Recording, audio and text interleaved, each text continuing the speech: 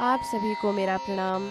आज मैं आपके समक्ष मंगला गौरी की व्रत की विधि, व्रत का महत्व और यह व्रत किसे करना चाहिए, कितनी संख्या में करना चाहिए, इस व्रत का फल क्या क्या होता है आदि के बारे में जानकारी दे रही हूँ। तो जैसा कि हम जानते हैं, नाम से ही स्पष्ट हो रहा है कि माँ मंगला गौरी मतलब माँ पार्वती के लिए यह व्रत किया जाता है। सावन का महीना भगवान शिव को अति प्रिय होता है, उसी प्रकार सावन का महीना माँ पार्वती को भी अति प्रिय होता है। शिव जी के लिए हम सोमवार का व्रत करते हैं और मंगलवार के दिन मंगला गौरी का व्रत किया जाता है। और जो मंगलवार के दिन सावन के महीने में हर मंगलवार को जो हम व्रत कर रहे हैं, उसे ही हम मंगला गौरी के नाम से जानते हैं या मंगला गौरी व्रत कहा जाता है। यह व्रत महिलाओं को सुखद जीवन, सौभाग्य की प्राप्ति, संतान के सुख के लिए किया जाता है।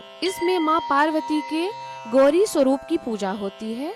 मंगला गौरी सौभाग्य व सुख प्राप्ति की देवी होती हैं, इसलिए हमें पूरे भाव के साथ में माँ मंगला गौरी का व्रत करना चाहिए। यह व्रत मंगलवार को होता है और हमें व्रत के दिन सुबह ब्रह्म मुहूर्त में उठकर नित्य क्रिया से निवृत्त होकर स्नान आदि के बाद में मंदिर में जाके एक चौकी रखकर या पटा रखकर उस पर लाल कपड़ा बिछाकर उसमें माँ पार्वती की मूर्ति को विराजित करके विधि के साथ पूरे भाव के साथ माँ का आवाहन करना चाहिए।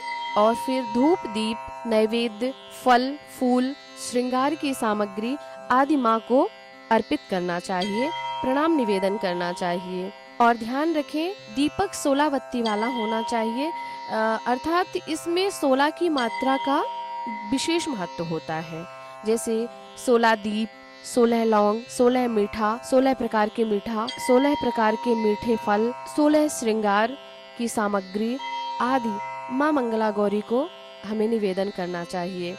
तत्पश्चात हमें प्रणाम निवेदन करना है माँ को और फिर हमें कथा सुनना चाहिए।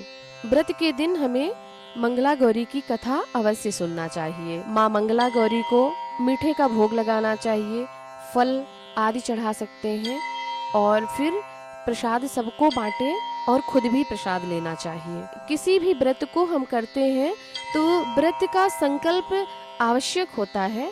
तो माँ के समक्ष हम अगर मंगला गौरी का व्रत कर रहे हैं तो माँ के समक्ष हमें व्रत का संकल्प लेना चाहिए कि हे माँ, हम सावन के महीने में मंगला गौरी का व्रत कर रहे हैं, तो अंतिम मंगलवार को हमें उद्यापन कर देना चाहिए। जैसे इस बार सावन में 4 मंगलवार पड़ रहे हैं, 19 जुलाई को, 26 जुलाई को, 2 अगस्त को एवं 9 अगस्त को। या तो हम सावन में मंगला गौरी का व्रत कर रहे हैं तो अंतिम मंगलवार के दिन हमें उद्यापन कर देना चाहिए, या फिर हमें 1 साल का संकल्प ले लेना है, या फिर हमें 5 साल तक करना है। जो भी आपकी इच्छा हो उस तरह अपनी इच्छाओं के, अपनी मनोकामना को ध्यान में रखते हुए माँ मंगला गौरी के समक्ष व्रत का संकल्प लें। और व्रत का संकल्प जितना हो, 5 साल का हो तो 5 साल तक पूरा करना है और 6वें साल के सावन में हमें मंगलवार के दिन उद्यापन कर देना चाहिए। या फिर हम सावन के महीने में ही सिर्फ कर रहे हैं तो 3 मंगलवार करना है और अंतिम मंगलवार के दिन हमें उद्यापन कर देना चाहिए। तो ये सारी जानकारी मंगला गौरी के विषय में थी।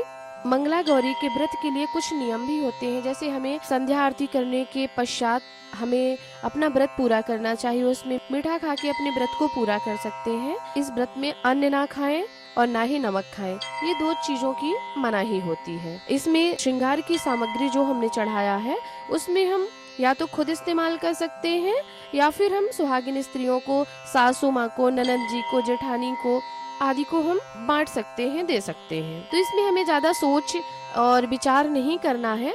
सामान्यतः ये हमारी सोच पे डिपेंड करता है कि हमें क्या करना है, हमें किसे देना है। तो हम दे सकते हैं, खुद भी उसका उपयोग कर सकते हैं।